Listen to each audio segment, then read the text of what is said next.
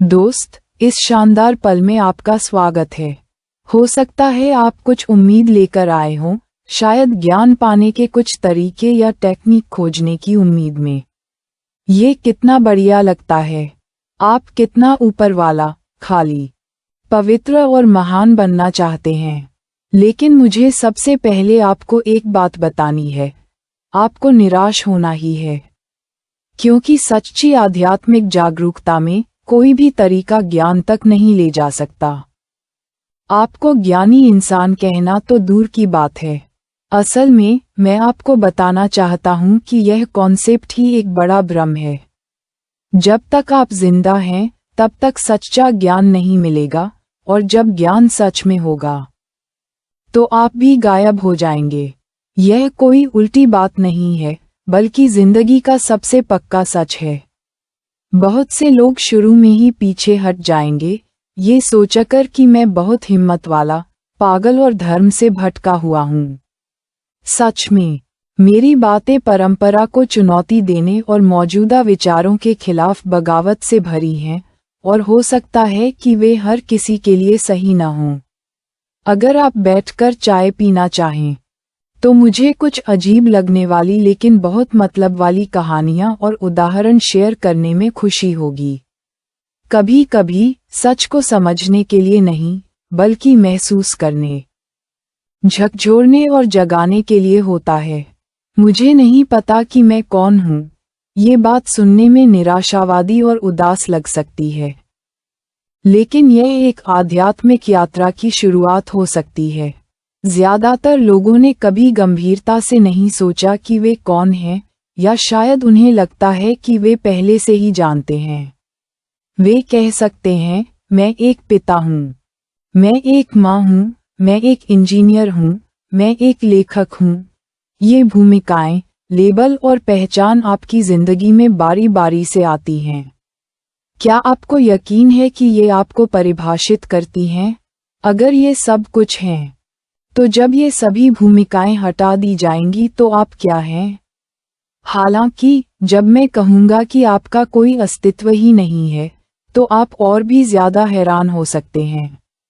चलिए, अभी के लिए पहचान के कॉन्सेप्चुअल सवाल को एक तरफ रख देते हैं और एक पुरानी ज़ैन कहानी सुनते हैं।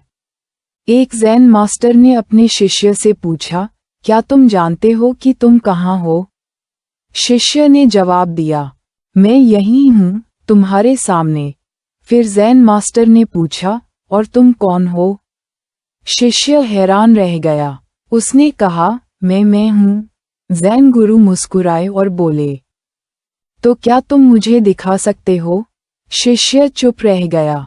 आमतौर पर जब हम मैं के बारे में बात करते हैं, तो हम बस तस्वीरों या फिल्मों की तरह सोची समझी यादों की एक सीरीज को जोड़ रहे होते हैं, जिसमें पिछले अनुभवों और लेबल को मिलाकर मैं का भ्रम पैदा किया जाता है। लेकिन असल में ये जानकारी एक असली, न बदलने वाले मैं के होने को साबित नहीं कर सकती। वे ऑपरेटिंग सिस्टम में फाइलों की तरह ज्यादा हैं, जो अलग अलग प्रोग्राम चलाने में सक्षम लगती हैं। लेकिन आखिर में कंप्यूटर खुद नहीं। एक दिन आप इन फाइलों को डिलीट कर देते हैं, और मैं का क्या बचता है?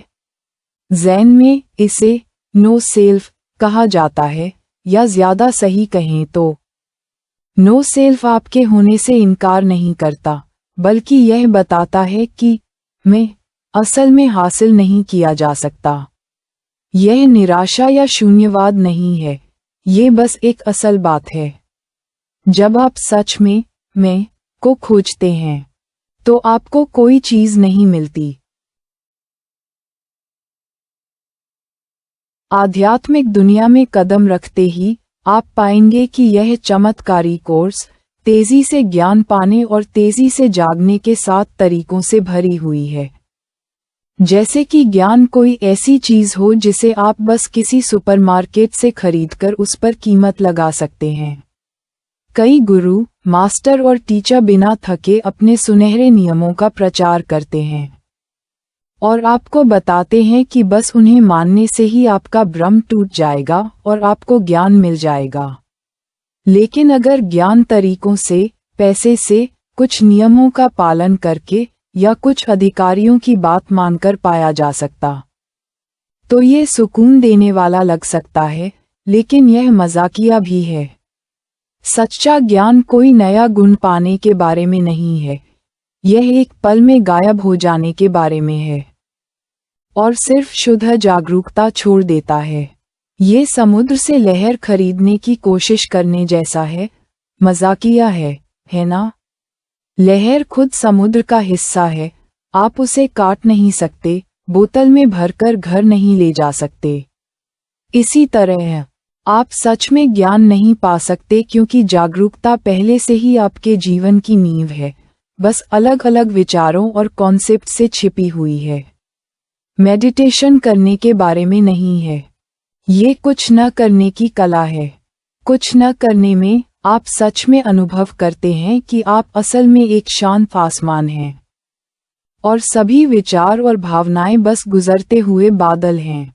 अगर कोई आपसे कहे कि उनके कदमों पर चलने से आप तुरंत ज्ञान के दूसरी तरफ पहुंच जाएंगे, तो आप इस पर हंस सकते हैं या उस खेल में हिस्सा ले सकते हैं। शायद कुछ तूफानों का अनुभव करने के बाद आप आखिरकार और साफ तौर पर देखेंगे कि कोई भी तरीका एक चुनौती है। दिमाग से आगे निकलने के लिए दिमाग का इस्तेमाल कैसे करें? असल में ज्ञान कोई ऐसी चीज नहीं है जिसे दिमाग हासिल कर सके। ये खालीपन का एहसास है जब दिमाग सारी कोशिशें छोड़ देता है और आज्ञाकारी तरीके से पीछे हट जाता है। पूरी बात को ज्यादा गंभीरता से न लें। बहुत से लोग सोचते हैं कि ज्ञान एक गंभीर बात है, एक गंभीर भाव के साथ, जैसे कि एक बार ज्ञान मिल जाने के बाद दाढ़ी बढ़ाना, हर समय पालथी मारकर बैठना और कभी मुस्कुराना नहीं सीखना चाहिए।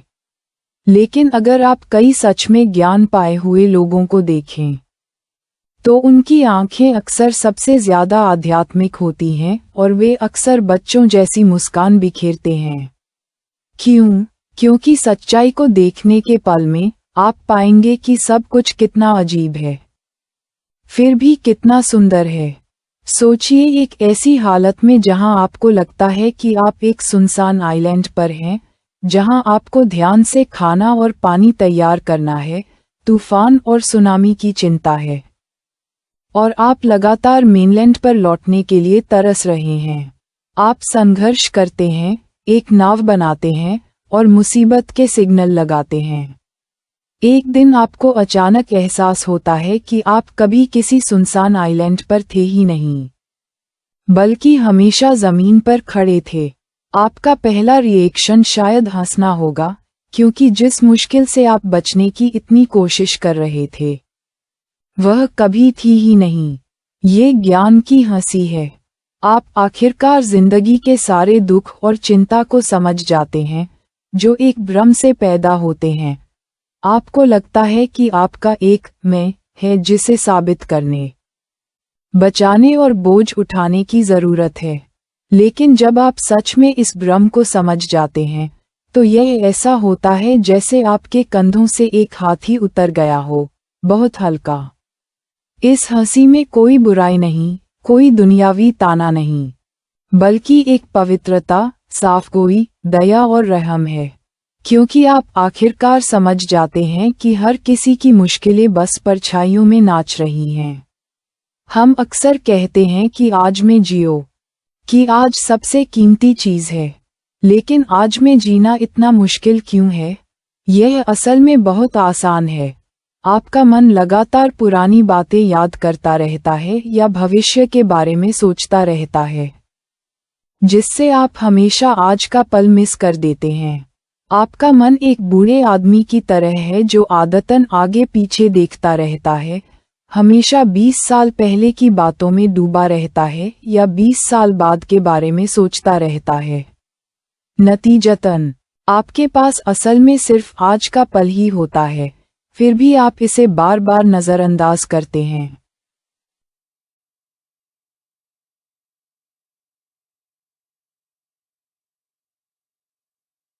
एक ताओ गुरु ने एक बार अपने स्टूडेंट से कहा तुम्हें पास्ट या फ्यूचर की चिंता करने की जरूरत नहीं है। बस अभी के पल में अपने पैरों पर मजबूती से खड़े रहो। लेकिन स्टूडेंट कंफ्यूज था।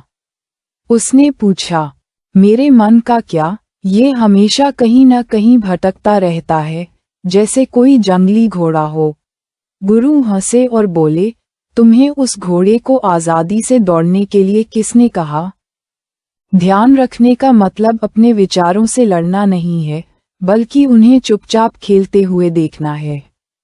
तुम जितना जोर देकर उन्हें रोकने की कोशिश करोगे, वे उतना ही ज्यादा तबाही मचाएंगे।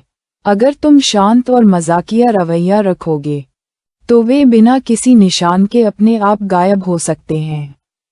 अभी के पल में जीना दुनिया की सबसे आसान लेकिन सबसे मुश्किल चीज है। यह आसान है क्योंकि यह एक सच्चाई है, और मुश्किल इसलिए है क्योंकि मन इसे मानने से मना करता है। मन तुम्हें कैलकुलेशन, चिंताओं और कल्पनाओं के ढेर में वापस खींचने के लिए हर तरह के बहाने बनाएगा, जिससे अभी का पल तुम्हारी जिंदगी में बस एक रोशनी की किरण बन जाएगा। लेकिन ठीक इसी वजह से अभी के पल में सच में जीने का हर अनुभव अचानक घर लौटने जैसा है, अपने असली रूप तक पहुंचने और उसे छूने जैसा है। वह नामहीन, निराकार और निस्वार्थ घर, फिर भी होश में मौजूद। कुछ लोग कह सकते हैं, लेकिन मेरा धर्म मुझे ईमानदारी से प्रार्थना करने, लगन से साधना करने और भगवान और बुद्ध से पश्चाताप करने के लिए कहता है। यही सही रास्ता है। मैं किसी भी धार्मिक विश्वास को गलत नहीं ठहराना चाहता, लेकिन मैं एक सवाल उठाना चाहता हूँ। क्या आप सच में विश्वास के अंदरूनी सार को अपना रहे हैं, या आप सिर्फ बाहरी सिस्टम को फॉलो कर रहे हैं, अच्छे नतीजे की उम्मीद में? जैसे कुछ लोग नरक से डरते हैं और बेसब्री से प्रार्थना करते हैं, या दूसरे जो अगले जन्म में दौलत की उम्मीद करते हैं और इस जन्म में लगन से चढ़ावा चढ़ाते हैं। क्या ये सच्ची भक्ति है या गलत इरादों वाला लेन देन है?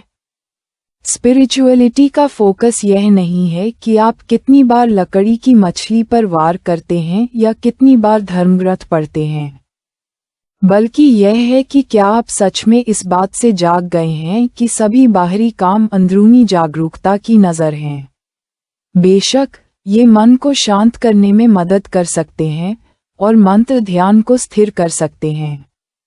ये मददगार हो सकते हैं, लेकिन अगर आप इसमें गहराई से शामिल हो जाते हैं और यह एक लेन देन वाली सोच बन जाती है, तो इसका असली मतलब खो जाता है।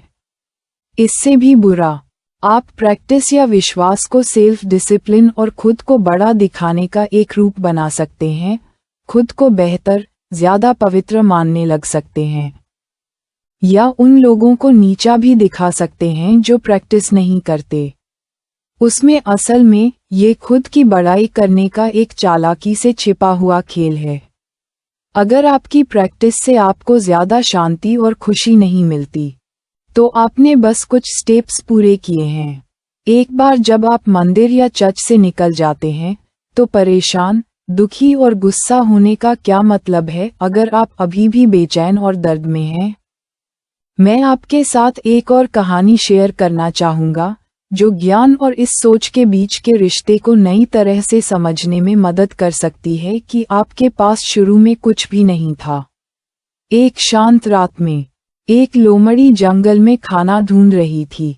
उसे प्यास लगी थी और वह एक नदी के पास आई। तभी पानी में चांद की रोशनी पड़ी। उसकी तेज रोशनी से पूरी नदी रोशन हो गई। लोमड़ी ने चांद की रोशनी देखी और कहा, आह, कितना सुंदर सफेद गोल केक है। यह जरूर स्वर्ग से गिरा कोई तोहफा होगा। उसने केक को उठाने की बहुत कोशिश की, लेकिन हर बार जब उसने उसे चाटा, तो उसे सिर्फ ठंडा पानी महसूस हुआ। हार न मानते हुए उसने कई बार और कोशिश की, लेकिन केक हाथ नहीं लगा। लोमड़ी ने सोचा, शायद मेरा पोस्चर गलत है, शायद मैं काफी जोर नहीं लगा रहा हूँ, शायद मुझे बांस के डंडे की जरूरत है। उसने सोचा। इसलिए उसने बांस का डंडा बनाने और अपनी स्किल्स की प्रैक्टिस करने में बहुत समय बिताया, गोल केक को पकड़ने की कोशिश की। लेकिन हर बार जब पानी हिलाया जाता तो गोल केक हल्के टुकड़ों में टूट जाता। जब पानी फिर से शांत हुआ तो गोल केक फिर से दिखाई देने लगा। बाद में लोमड़ी थक गई और हाँफते हुए किनारे पर सिमट गई। जैसे ही वह निराशा में हार मानने ही वाला था, उसने देखा कि रात के आसमान में उसके ऊपर एक चमकता हुआ पूरा चांद लटका हुआ है। उसे अचानक एहसास हुआ कि जिसे वह पकड़ने की कोशिश कर रहा था, वह तो बस चांद का रिफ्लेक्शन था। लोमड़ी ने आसमान में चांद को देखा और खुशी से मुस्कुराई। फिर वह ऐसे भाग गई जैसे कुछ हुआ ही न हो। ये कहानी हमारे ज्ञान की खोज जैसी है। आपको लगता है कि कुछ पवित्र चीज है जिसे आप पा सकते हैं, लेकिन वह सिर्फ आपके दिल में चांद का एक प्रतिबिंब है। असली चांद हमेशा आपकी आत्मा के आसमान में ऊंचा लटका रहता है। वह कभी गायब नहीं हुआ और न ही गया। आपको लगता है कि आपने उसे खो दिया है, इसलिए आप उसे वापस पाने के लिए कई तरीके आजमाते हैं, और आखिर में पता चलता है कि आपने शुरू से ही प्रतिबिंब को ही असलियत समझ लिया था। लेकिन जब मैं कहता हूं कि कोई नतीजा नहीं है, तो यह असल में एक खुला न्योता है। मेरा इरादा आपको कोई पूरी थ्योरी या आखिरी परिभाषा देने का नहीं है, क्योंकि कोई भी थ्योरी मन के लिए एक नई जेल बन सकती है। सच्ची आध्यात्मिक जागृति क्वालिटी के बारे में है। यह कोई क्वांटिटेटिव बदलाव नहीं है, बल्कि एक बदलाव है। ये और ज्यादा कॉन्सेप्ट जमा करने के बारे में नहीं है, बल्कि एक पल में छलांग लगाने, सभी कॉन्सेप्ट को छोड़ने के बारे में है। आपको लगता है कि आप एक प्रॉब्लम में फंस गए हैं, लेकिन आपको एहसास नहीं होता कि आप ही प्रॉब्लम हैं।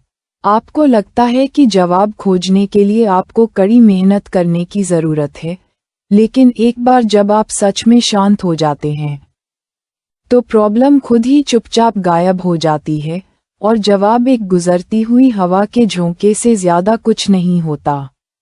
जब आप खुद को खो देते हैं, तो यह ऐसा होता है जैसे कोई पंख अचानक बिना किसी बोझ के जमीन पर गिर गया हो। यह जिंदगी से हार मानना नहीं है, बल्कि आप पहली बार अपने असली रूप में होते हैं।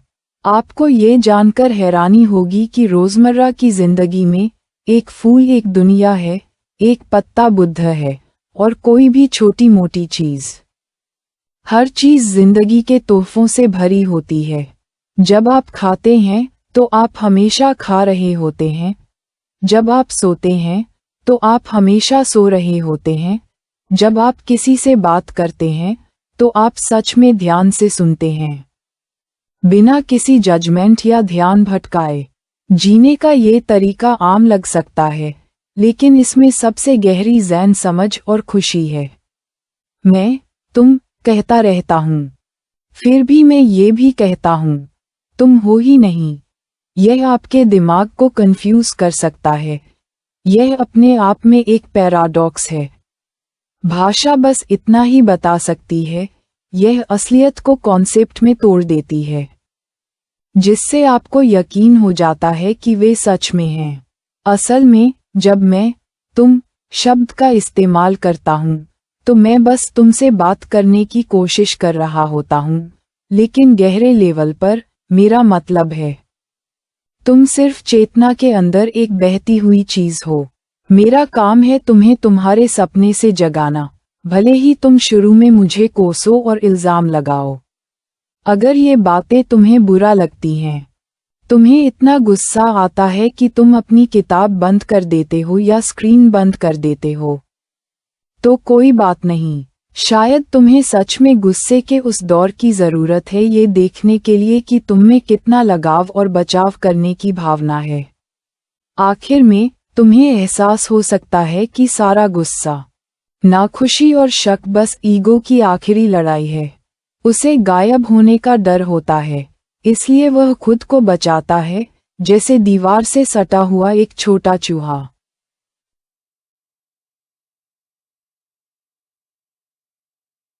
असली सवाल ये है कि क्या आप इस जागरूकता को स्वीकार करने के लिए तैयार हैं?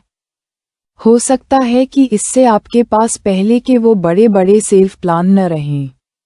अब आपको यह महसूस नहीं होगा कि वैल्यू पाने के लिए आपको एक महान इंसान बनना होगा, और न ही आप ऊपरी तारीफ या बुराई की परवाह करेंगे, क्योंकि यह सब सिर्फ आपका फैंटेसी गेम है।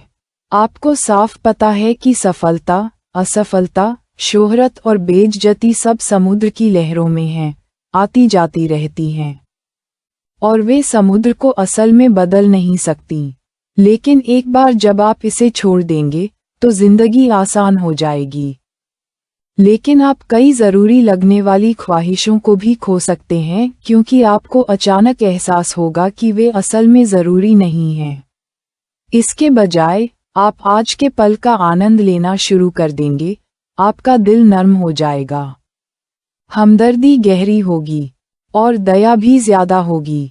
आप ज्यादा आज़ादी और खुशी से जी सकते हैं, क्योंकि आपने अपना ईगोसेंट्रिज्म खो दिया है। इससे आपके आसपास के लोग जो आप पर निर्भर हैं और आपसे अलग अलग उम्मीदें रखते हैं, वे बेचैन महसूस करते हैं।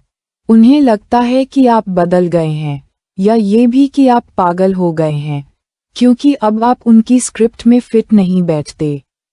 अगर आपने यहाँ तक पढ़ा है, तो हो सकता है कि आपको पहले से ही कुछ तालमेल या रुकावट महसूस हो।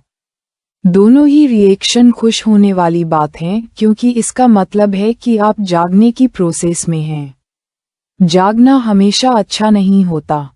ये डरावना भी हो सकता है, जैसे कोई अलार्म घड़ी से जाग जाए। शुरू में गुस्सा हो, और फिर उसे एहसास हो, हे भगवान, मुझे उठ जाना चाहिए। आज़ादी स्पिरिचुअलिटी की सबसे बड़ी वैल्यू है। लेकिन आज़ादी के साथ डर भी होता है, क्योंकि अब आप जिम्मेदारी को टाल नहीं सकते, और न ही आप दूसरों को अपने लिए सब कुछ तय करने दे सकते हैं।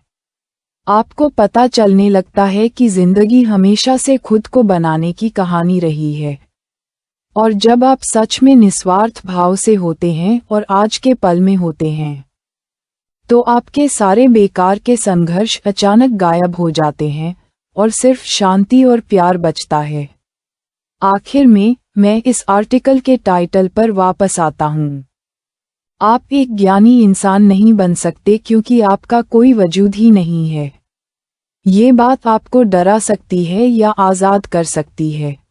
यह आपके माइंडसेट और तैयारी पर निर्भर करता है। अगर आपको पक्का यकीन है कि आप यूनिवर्स के सेंटर हैं, तो ये बात आपको तोड़ देगी। लेकिन अगर आप बस जाने देने और चीज़ों को नीचे रखने वाले हैं, तो यह एक ठंडे झरने की तरह होगा, जो आपकी प्यासी आत्मा को पोषण देगा। याद रखें, ज्ञान को अपना लक्ष्य न बनाएं, वरना आप हमेशा के लिए उससे बंधे रहेंगे। जागृति पाने के लिए तरीकों का इस्तेमाल न करें, वरना आप उनमें खो जाएंगे। अपने होने या न होने को साबित करने की कोशिश न करें, क्योंकि सच्चा अनुभव ही कॉन्सेप्ट से आगे बढ़ने का एकमात्र तरीका है। अगर आप सच में उस सच्चाई का अनुभव करना चाहते हैं जो हर चीज से आगे है, तो अपने अंदर के खालीपन में चुपचाप बैठें। अपने सभी विचारों को उठते और गिरते हुए देखें, लेकिन उन्हें कोई जजमेंट या एनर्जी दिए बिना। सब कुछ नेचुरली होने दें, बिना किसी कंट्रोल या रिजेक्शन के। किसी समय आप पा सकते हैं कि वह आप जिसे आप कभी जानते थे, गायब हो गया है, और आपके अंदर सिर्फ जीवंत वर्तमान पल धड़कता हुआ रह गया है। यही सच्ची जिंदगी है। ये आसान और बेतुके शब्द आपके दिल में जागरूकता का बीज बोएं। आप अभी चाहे किसी भी स्थिति में हों, याद रखें कि आप शुरू में बंधे या कैद नहीं थे। वे तथाकथित दीवारें सब खुद से बुनी हुई गलतफहमियां हैं। जब वे अचानक सेटल हो जाएंगे, तो आप एक पक्षी की तरह होंगे जो अपने पंख फैलाकर आसमान में आज़ादी से उड़ रहा हो। आप खुद से ये भी कहेंगे, मुझे तो उड़ना तो हमेशा से आता था, लेकिन मैं भूल गया था।